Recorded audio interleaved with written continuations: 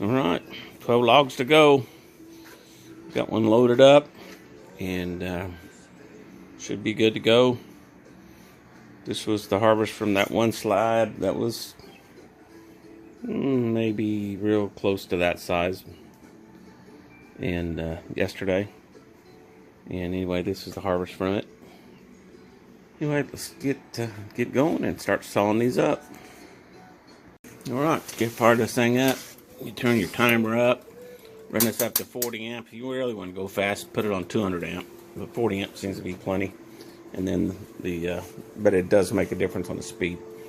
And then we're ready to go. We'll turn the pendant on and look at the vacuuming of it and get her going. She's ready to roll. Let's get her done. I did put the safety there just to keep anybody from walking up and getting too close to that. It's kind of like my reminder that that's ready to roll. And time to fire it up. Hit the remote on the bandsaw. And there she is there. And hit the forward slide. And there she goes.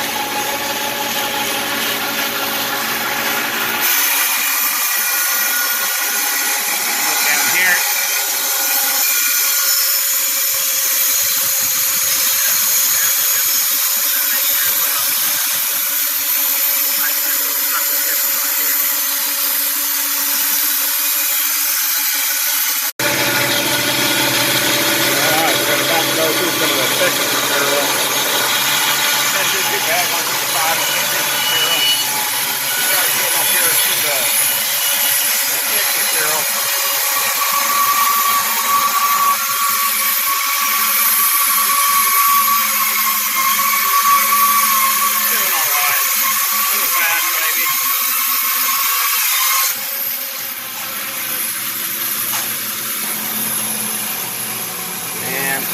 It did alright, but it was a little fast. Could have turned it down on the reel set just a little bit. Let's take this piece off and see what we can get out of it. Alright, beautiful knot. And if I could get a 1 inch by 1 inch board out of that, which I probably can, but when I get to about right there, that point there, I won't be able to. So for the biggest part, it's just junk. That bottom part could probably be turned into a 1 inch board, and it'd be about 12 inches long. So I might keep that over here for that a little bit later on. Some of these things I can use for stickers and cut them in for stickers. Some of them first boards that I cut over that are really barky, got a lot of bark in them. I can resaw them down to 1 inch by 1 inch sticker boards. Right on this one here, I could get a nice, 10 inch board out of this, 9 1/4, 10 inch board, and I could cut one of them out of there. The only problem is this oak's going to warp, and it puts a lot of pressure cutting this with this bandsaw blade on that 2-horse motor. So what I'm going to do is just put it down through the middle and cut me some 4-inch boards, and that's a lesson learned from doing it. I cut them down to about 3 to 4 inches wide anyway to eliminate the bowing, and join them back together. So and nobody knows it. I mean, if the grain's really wild, you can see it, but that's about it. And it's waterproof, it's stronger than the wood, so there's nothing wrong with it, and makes a better product. Alright, I had to cut this wood myself and hauled it. I'm going to get the maximum yield out of that. The normal miller would probably cut that straight off and make the board out of it. He wouldn't have anything like that. Since it's me, I'll go ahead and get that back out of that board.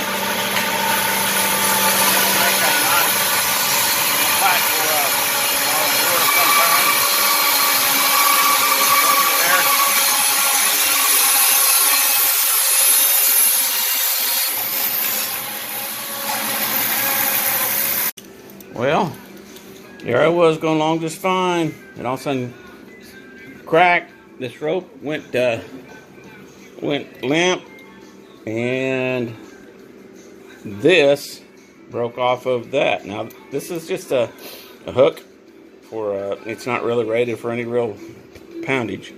Imagine 150 pounds, 200 pounds is about max it'll take. It's worked for like 300 logs. But right here, where it was going over that bolt, right here, it apparently developed a little fracture in it.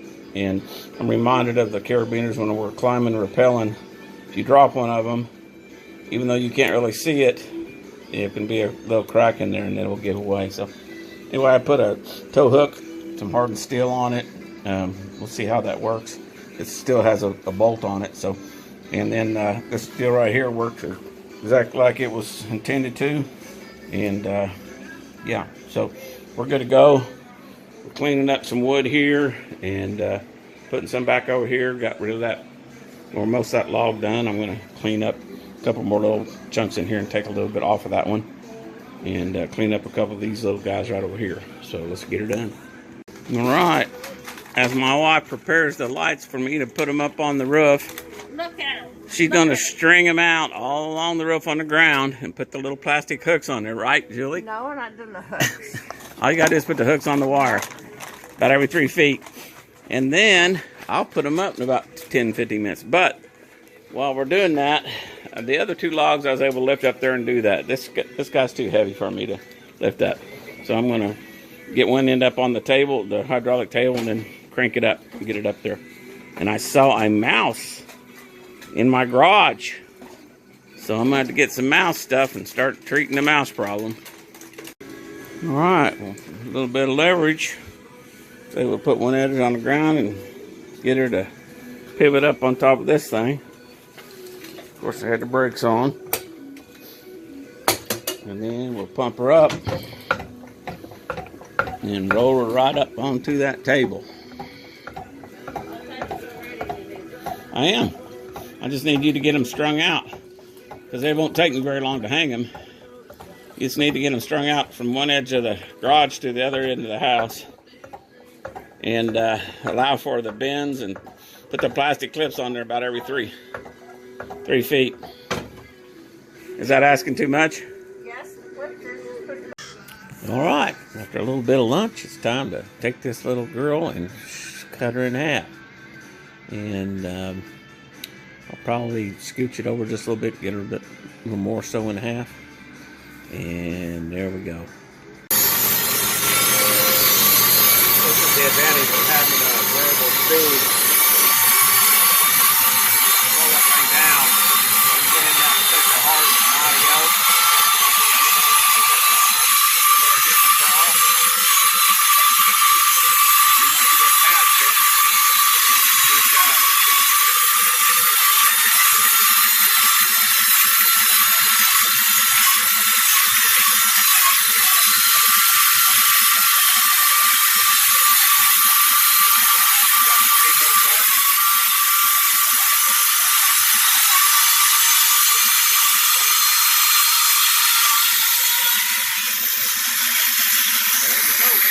One of the advantages to not having this locked in with where it pivots is you can do like a bevel cut on this.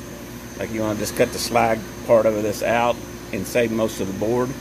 And I've got several boards here that they're pretty thick. They're similar to the same thing, but they're not. So I just didn't want to cut it all off, because you end up wasting quite a bit of the board. And so I can run this thing by throwing it through there, or not throwing it, but pushing it through there, or I can just let the machine do it. Just hold it down for just a second, let it run it, and that's what I'm going to do. All right, and that piece I didn't even have it screwed down there. I just laid it on there, the weight of it. You know, it's not going too far, it's not going to roll, and just the pressure of the weight. I just cut out some of the slag and got more of a useful board out of it.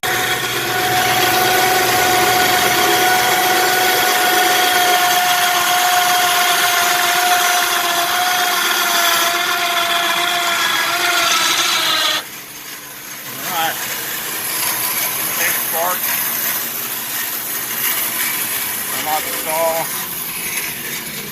get rid of the slaggy piece, and trim the others up. Alright, stacked a couple of boards up there, 3/4 and about 1 1/4, maybe 1.5 inch thick one.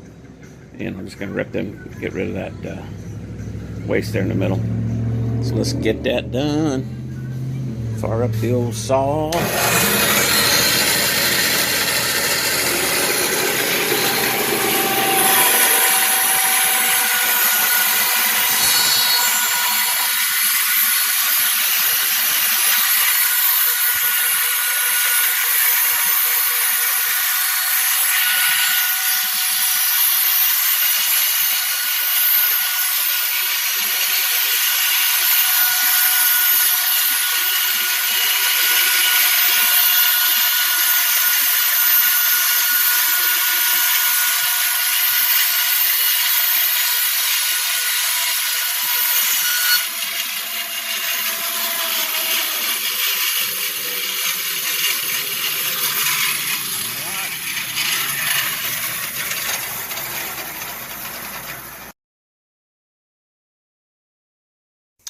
All right, there's a stack with the oddballs on the top level. The rest of them are all 3/4 inch in pretty good shape. These were just the smaller boards, and they were also, you know, I tried to maximize the wood in them. Cut some of the bark and left it in there if there was a good size on it, so I could get like a 1/2 inch, 1/4 inch board out of them. Anyway, when you cut that wood down and haul it, you want to get every ounce of it you can out of it. And so there, and Will and the trailer did great. So let's get back up there and make some more sawdust. You know why you don't put the goop in a nice box? Because every now and then you gotta shake it up. Otherwise it all just becomes runny and it doesn't work. So every now and then it's a good shaking. There you go, that's free. Well, I had wondered about the teeth on the saw. It was getting a little bit draggy. So I saw a guy took a stone, he just put the back of it and he ran the stone backwards. Just grabbed the blade and ran it backwards against the top edge of the teeth. And you know what? It put the prick back in the edge of the teeth.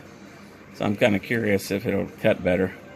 I was going to get the Dremel out, sharpen that up, and then I've got my tooth setter back there. After I've sharpened it a time or two, I'm going to set the teeth in it just to see if that makes a big difference in it or not. This is just a cheapo $25 grizzly steel blade, and I've tried the carbides and impregnated ones. These are a better value for me. I would like to try one of them Lennox $300 ones with the carbide teeth. Actually, where you can see where the carbide's on it. I think those would be kind of interesting to run. But for now, in my hobby business, I'll go to using those. Got 3 logs done. I've got them stickered in the shed. When I say 3 logs, 3 half logs. And they were the thin ones. And all these are all bigger than those. So considerably bigger. Those are the ones that I really cut down just to lighten the log so that I could pick up. But these 1, 2, 3, 4, 5, 6, 7, 8 logs will be considerably more wood coming out of them, and a little bit wider wood. So anyway, she's come along just fine, and there we go. This bolt, it's got a little bit of a bend in there, so I need to buy a 3/8 bolt that's probably right at about 4 inches long to go through there, and probably grade 5. What happens is, what causes that is the sawdust gets built up in this crack right here, and it'll drag it up in there, and then this blade's coming backwards and it'll drag it up in there, and it'll bind, and then it'll stick, and then that's pushing against, pulling this against solid wood. So the winch is pulling it, and that's what causes it to get stress in it. I don't know if I can put a round hole right here in this area, you know, like a hole, just take like 1 1/4 inch Forstner bit, put it in right in there, and see if I drill that out, that'll let that disperse out. So I don't know, but that's the catch-all for it, and kind of fun. So there we go, working good. I'm gonna go in and take a break. Got that all stickered and ready to go, cleaned up. I did break this. That's the second one of them I broke in that same place. And all it takes is for that to get in a little bit of a bind, and it'll sit there and snap it. So I don't know if I just need a piece that's a little bit thicker in there. That's Lexan, so I mean it's the heavier duty stuff, you know. So I don't know. I may just glue it, put some bonding glue on there, and weld it back together and see if that'll make a difference. Might be kind of fun. All right, let's try it. I got this at hobby somewhere. And it's plastic eye weld, professional plastic weld for plastic bonds, ABF, styrene, and acrylic plastics. And all I did is just dip my little stick in there and put it on the edge right there. And you know what? That joint actually looked like it bonded together. We'll see. We'll see how it goes. But I just kept dipping it until it basically went clear. And it feels like it's bonded. So, I don't know. We'll find out. See how it holds up. Alright. Well, I declared war on that mess down there. And so that's what I put out there. That's going right into where the bandsaw blade is coming in. And it's right there on the back side of it. And there's a slot in that pipe. We got 3 pieces of 1/2-inch plywood poked in there. And then just capped off with that. Just a little piece stuck in there, so if I want to pull it out, I just pull this piece here out. Just pull this straight out and then slide that pipe out. And that will cause it, and then this tension right here keeps it up, poked in there where it needs to go. And we'll give it a try and see how she runs. I screwed in from the back side of that door, and it all works. So we'll give it a good try tomorrow, see if we can have any of that mess down there.